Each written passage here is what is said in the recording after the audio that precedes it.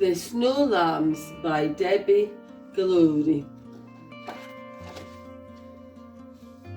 It was just before tea time when the snow started falling. Sam, his dad, and Bess the sheepdog were counting in the sheep from the river field. "I think you counted the sheep twice, Dad," said Sam. Dad was looking at the sky where storm clouds gathered. The branches on the old dam creaked and Sam shivered. He looked around. "I wonder where Bess is," he thought. "If the wind gets up, that old elm could blow down across the power lines and we'd be in trouble," said Dad.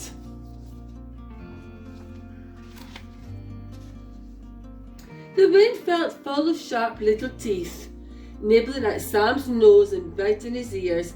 "Come on, Sam, let's get these sheep in," said Dad. "I can't see Bess anywhere," said Sam. "Where is she?" When the sheep were safe inside, Dad yelled, "Bess, Bess, come here."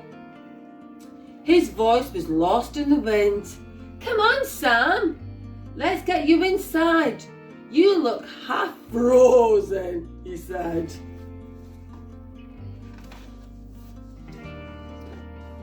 They took off their boots and coats in the porch. Dad bolted the door behind them. "But how will Bess get in?" asked Sam. "She won't," said Dad. "That dog is useless. Maybe being shut up will teach her a lesson." After supper it was bath time.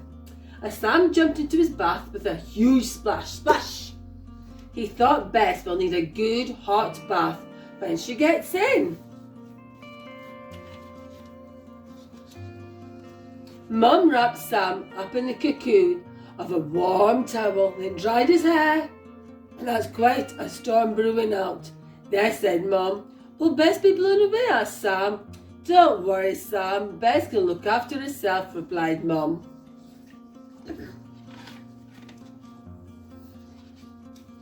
"I hope Bess doesn't have to dig her way home," thought Sam, digging out his pyjamas.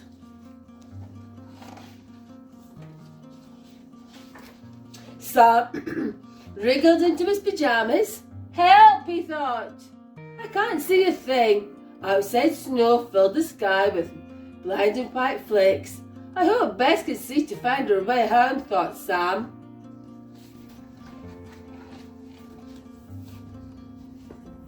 Sam asked Dad to read them a monster story and then wished he had it. It was very scary. Story outside, the wind howled. "Ooh, I hope Bess isn't scared too," whispered Sam.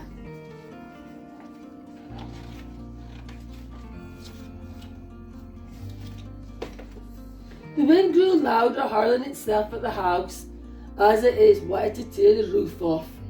"Bed's the safest place for a night like this," said Dad. "No," said Sam. "Come on, Sam. Upstairs," said Mum.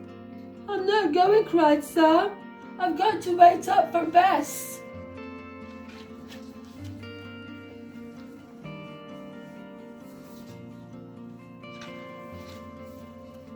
"It's all right, Sam," said Mum. "It's only a power cut." "I knew it," said Dad.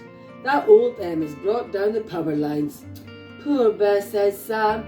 "How will she find out house when there are no lights?" "Never mind.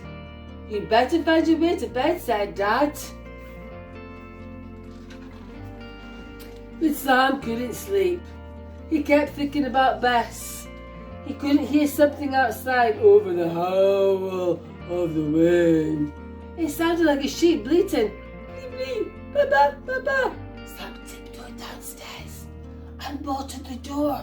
At first, Sam could see nothing through the whirling snowflakes.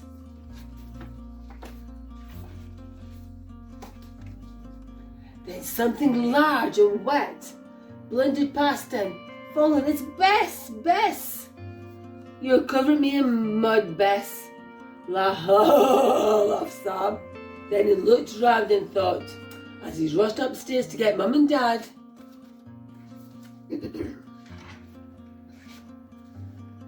Well, Bess, it looks like you're a better shepherd than I am, said Dad. What a clever dog to bring my best ewe home to lamb.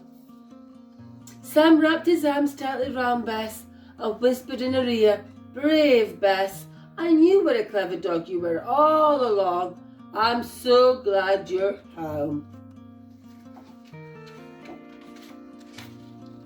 At last, when the wind had dropped from a howl to a whisper, the kitchen filled with baby newborn bleatings. Bah, bah, bah. The snow lamb, said Sam.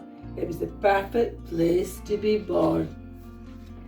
Today, we've got snow, and you can all have great fun going outside and playing in the lovely, soft snow.